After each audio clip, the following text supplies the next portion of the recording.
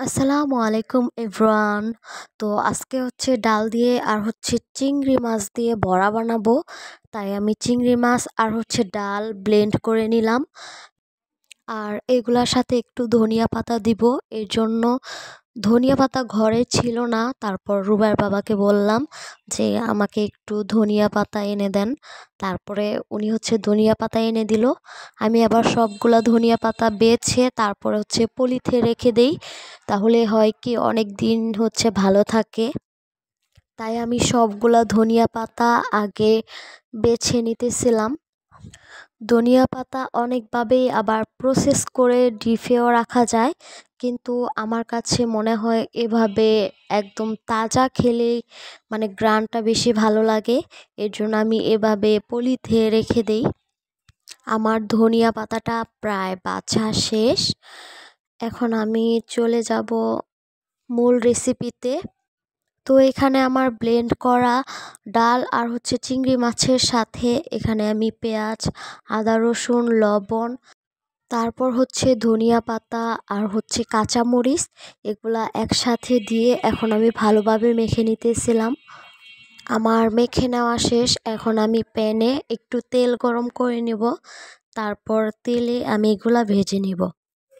এখন প্যানে একটু একটু করে দিয়ে দিব।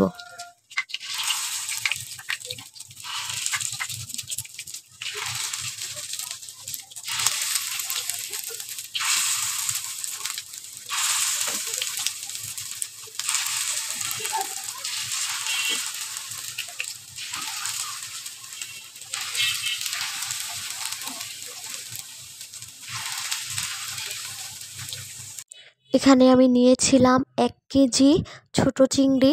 তো রুবার বাবা 1 কেজি ছোট চিংড়ি নিয়ে আসছিল, তো পুরাটাই ব্লেন্ড করে ফেলছি। আর হচ্ছে অল্প একটু ডাল দিছি, প্রায় 1.5 মুঠের মতো হচ্ছে ডাল দিছি। আর বাকিটা হচ্ছে চিংড়ি মাছ। আর এই বড়াটা আমি অনেক পরিমাণের বানাইছি।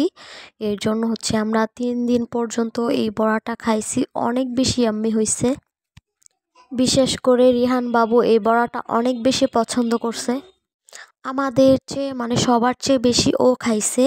মানে এই বড়াটা আমি লুকায়া রাখতে পারতেছিলাম না, কারণ অনেক বেশি খাইলে সমস্যা হতে পারে, কারণ ও হচ্ছে ছোট মানুষ।